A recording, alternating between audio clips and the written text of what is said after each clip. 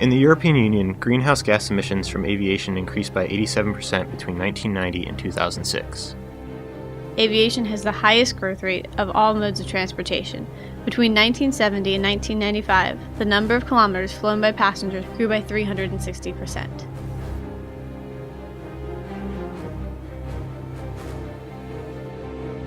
This is no small problem, and it cannot go unaddressed.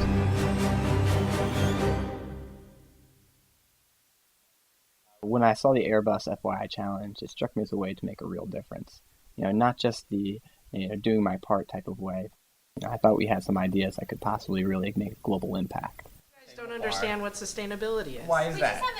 You think that the only thing that sustainability has to do with is economics. What I expect other teams are doing is looking at a new technology, a new aircraft concept, and we really didn't want to do that because it really puts you into a kind of a niche. Airbus has an immense amount of resources, and we can't compete with that. We're not going to come up with something that they haven't heard of before if it's just a technology. So, what do you do? How do you make a recommendation to a company that has literally billions of dollars to invest in researching technologies?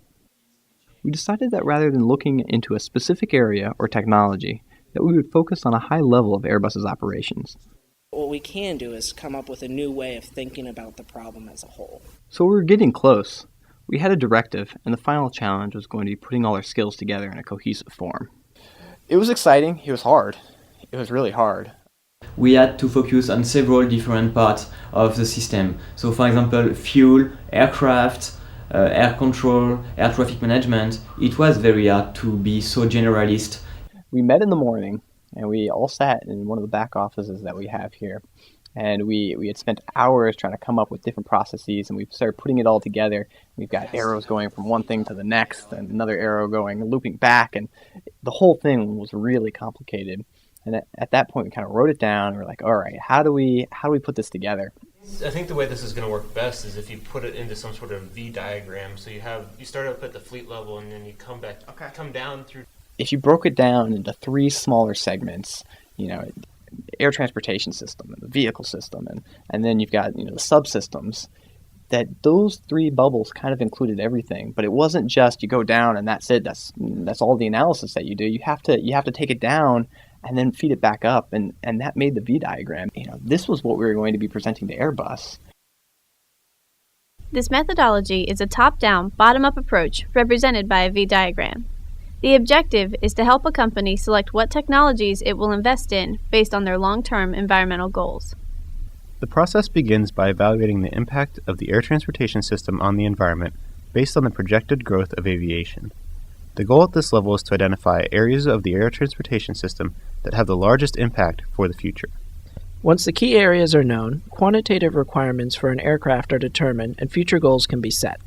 A vehicle analysis is performed to identify the gap between current aircraft performance and future requirements. This analysis is then used to decide whether conventional aircraft can meet these requirements or if more revolutionary concepts are needed. With the performance gaps identified, an aircraft can be decomposed into its various elements. Using multiple technologies for each element, a matrix of alternatives is populated. In order to determine the contribution of each alternative, an in-depth life cycle analysis is performed. At this point, compatible technologies are combined to form a number of vehicle concepts. The aim is to use a breadth of technologies and develop a variety of concepts within the scope of the project.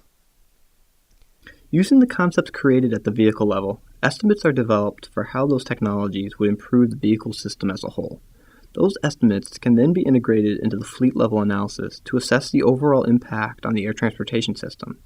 The idea is progressively green technology development. Identify which technologies best influence aviation to be more green, and invest in those. And really the most thrilling prospect is being able to affect such a large industry in such a profound way.